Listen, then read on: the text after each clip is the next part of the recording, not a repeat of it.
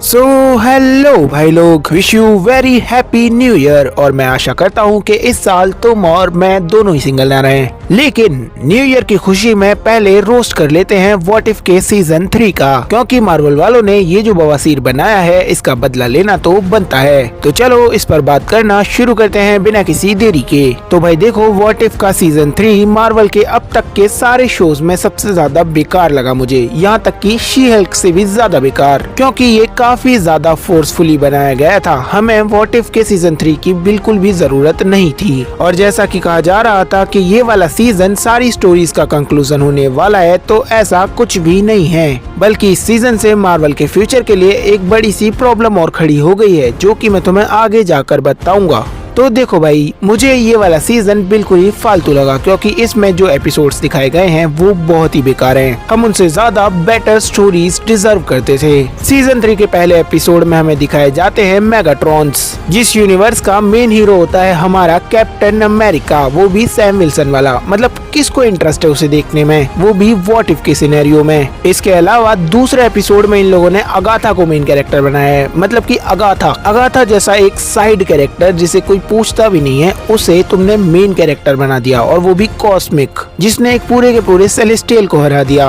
मतलब what if वालों के पास क्रिएटिव आइडियाज की कमी इतनी ज्यादा है। यहाँ पर तुम किसी भी अच्छे खासे पुराने ओजी कैरेक्टर को ले सकते थे जिससे कि फैंस खुश हो जाते, लेकिन तुमने लिया अगाथा को। इसके अलावा चौथा एपिसोड जिसमें हमें रेड गार्डियन और बकी का टीम अप देखने को मिलता है, मतलब कि इस एपिसोड की भी कोई जरूरत थी? लिटरली ये वाला एपिसोड स्टोरी में घंटा कोई फर्क नहीं डालता, और फ्यूचर पर तो बिल्कुल भी नहीं। इसके अलावा चलो मार्वल के फ्यूचर के बारे में बात कर लेते हैं कि व्हाट इफ ने मार्वल का फ्यूचर कैसे बिगाड़ा है।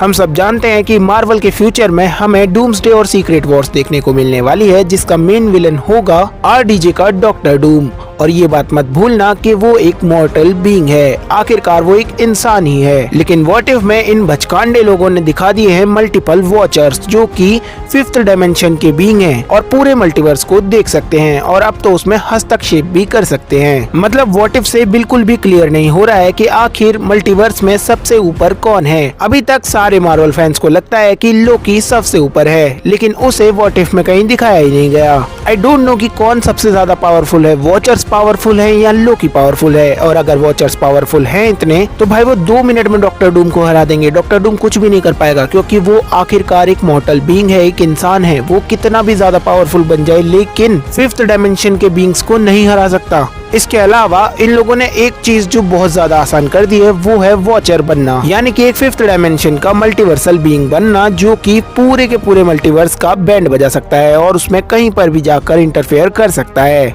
वो वॉचर बनना इतना आसान है कि तुम्हें सिर्फ एक ओथ लेनी है और तुम भी वॉचर बन जाओगे, चाहे तुम मॉर्टल हो चाहे तुम कुछ भी हो। और इन लोगों ने ऐसा भी नहीं दिखाया कि व्हाट इफ के लास्ट में सारे वॉचर्स खत्म हो जाते हैं। व्हाट इफ के फिनाले में हमारा वॉल टू द वॉचर और वो सुप्रीम वाला वॉचर बच जाते हैं, जिनसे शायद ये आगे जाकर काम लेंगे। और अब हमारे पास न्यू वॉचर्स भी हैं, जिसमें है कैप्टन कार्टर, काहोरी और बर्डी। और अब वी डोंट नो कि ये लोग कितने ज्यादा पावरफुल बन चुके हैं। इन लोगों ने कैप्टन कार्टर के सेक्रीफाइस को जरूर दिखाया है, लेकिन ये उसे भी वापस ले ही आएंगे कैसे भी करके। इसके अलावा भाई व्हाट इफ सीरीज की अगर कोई मेन सुपर हीरोइन है तो वो है captain Carter. Season 1, season 2, season 3 तीनों में से दिखाया गया है। इन लोगों के पास एक सबसे बेस्ट सुपर विलन था, अल्ट्रा विजन, जिसे भी इन्होंने बर्बाद कर दिया और उसे भी बाद में हीरो बनाकर मार डाला। और सुप्रीम स्ट्रेंज को तो ये पहले ही खत्म कर चुके हैं। तो मार्वल वालों प्लीज सीक्रेट वॉर्स के लिए भी किसी को छोड़ दो। तो मेरे हिसाब से व्हाट इफ के सीजन्स ने सिर्फ मल्टीवर्स की खिचड़ी बनाई है, जिसका कंक्लूजन शायद हमें आगे जाकर देखने को मिले।